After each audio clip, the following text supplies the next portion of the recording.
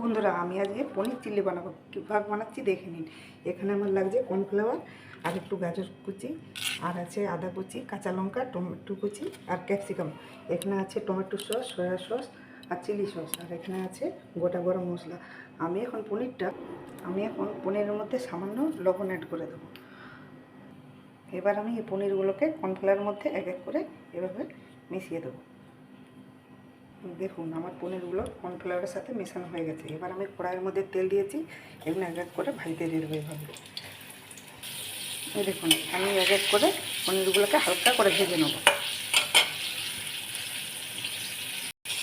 দেখুন, পনিরগুলো ভাজা হয়ে গেছে। এবার আমি এটা একটা পাত্রে তুলে রাখবো।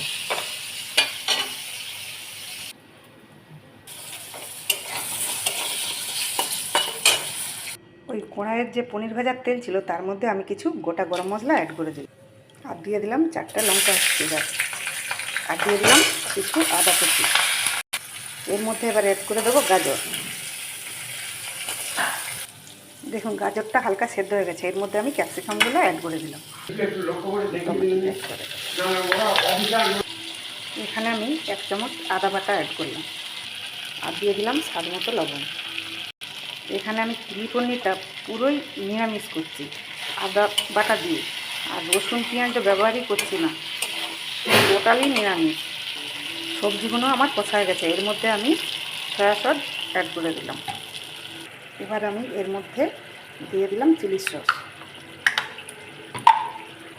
এর মধ্যে এবার অ্যাড করব টমেটো সস। এর মধ্যে অ্যাড করব আরও 4টে কাঁচা লঙ্কা। এখানে এবার আমি সামান্য জল অ্যাড করব। দেখুন, সসটা আমার রেডি। এর মধ্যে আমি পনিরগুলো অ্যাড করে দেবো এইভাবে। এবার এর মধ্যে আমি সামান্য চিনির দানা অ্যাড করে দিলাম। এখানে আমি সামান্য কর্নফ্লাওয়ার নিয়েছি, এর মধ্যে আমি একটু জল অ্যাড করে দিলাম। এর মধ্যে আমি এই কর্নফ্লাওয়ারটা অ্যাড করে দিলাম। দেখুন, আমার পনির চিলি পুরো রেডি। আপনারা এটা গরম গরম ঘিয়ে ভাজা রুটির সাথে এই পনির চিলি দিয়ে খাবেন, খুবই সুস্বাদু। দেখুন কত সুন্দর হয়েছে।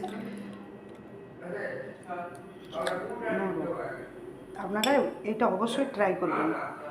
নমস্কার। ভালো লাগলে অবশ্যই কমেন্ট করবেন।